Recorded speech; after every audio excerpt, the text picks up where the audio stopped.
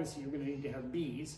But before we get into the bees, we're just going to talk about how to build a hive, how to build a box, what equipment you will need for it. So I'm going to start just by building a typical hive. The system we are talking about is called the Langstroth system. It's probably the most common system in the world, around the world. There's a number of different ways.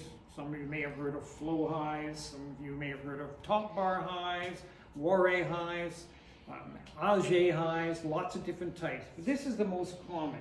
It was developed back in the 1800s by a man called Langstroth in the States, and he was looking at typical bee spaces. He was looking at ways to handle and to manipulate his hives. What do I do with standardized equipment? So that's the system we're going to use.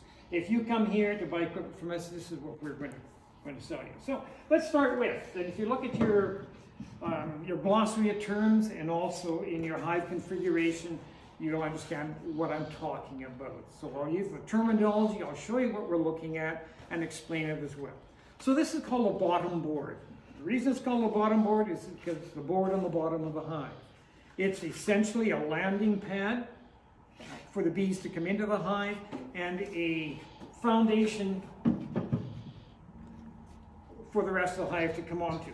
There's all sorts of different types as well. This is another type of bottom board. It's a screened bottom board. It has a screen, it has a pull-out section as well. This simply allows for ventilation coming up through the hive. It also allows you, when you're checking, to see what's falling out of your hive with this removable screen. So stuff will fall through the screen, collect on here. You get to pull it out and take a look and see what's in your hive.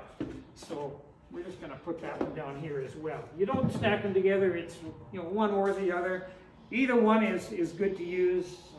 No problem. This one's a little more versatile.